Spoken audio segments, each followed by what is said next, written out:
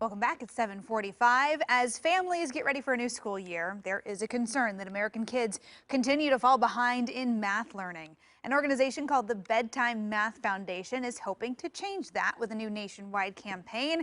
We're going to talk all about it this morning. Joining us live to tell us how parents can be part of the equation is Laura Overdeck, founder and president of the Bedtime Math Foundation. Good morning.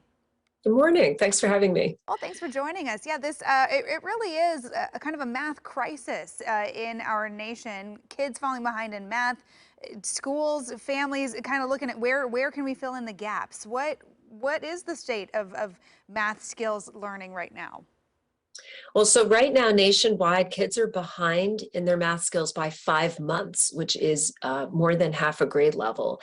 The problem is that if you survey parents, most parents think their kid is on grade level, and that's a real awareness gap. So with Be Part of the Equation, we're really helping parents figure out how to size up where their child is and then to figure out what to do about it. Okay. Yeah, I think that would be tricky because I'm sure, growing up in my house, if I would ask parents for help, mom would say, go ask your dad. And then I'd have to sit down and have a conversation with my engineering father who would explain math very differently than what I was trying to learn. Right. Parents kind of fall into one of two camps, right? Either they've got the math brain, but they're like, I'm not doing math the way that you're learning math.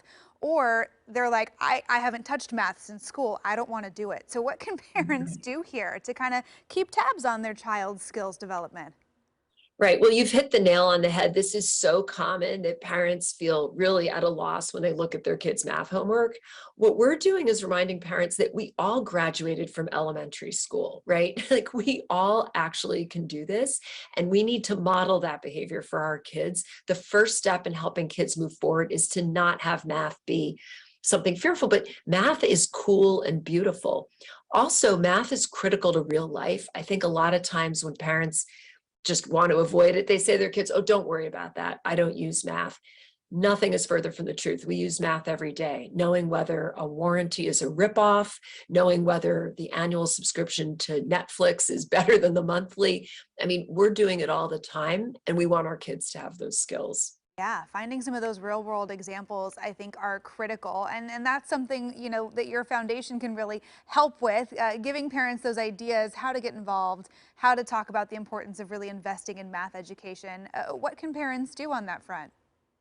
Well, so bepartoftheequation.org, the website for this, has lots of ideas. But one of them that's very popular is the 10-second math checkup. It's actually quick, easy questions you can weave into conversation with your child very casually. And yet it's giving you a chance to see whether they can do math. So a great example is, grandma is 68. So when was she born? Kids like to wrestle with that, but it's showing you whether your child can do 4-digit subtraction, which is a very specific skill. Ooh, that is a good one. I'm like, I would have to sit here for a few seconds and, carry the one, and think back to the ways that I learned some of those like hacks in school. But it's great, great advice for anyone who just doesn't know where to start or feels like they're not in a position to help their kids, to give them the tools to do that. In terms of, helping schools and curriculum and community leaders, what can people do to really push that initiative forward? Well, that's another thing we're really raising awareness around is the curriculum, because a lot of the curricula out there actually are not very good, and they've been rated as not very good, and yet lots of schools use them. So as a parent, on the website, we make it very easy for you to figure out what your school is using. Is it a good one, backed by research? And if it's not, giving parents the confidence to go to their school together and say, hey, we need something different. A lot of curricula have a lot of drill and kill, a lot of lecture. Um, a lot of curricula are one size fits all. There's a real mentality of pushing a whole classroom through the same homework every night, even though kids actually need different things from each other.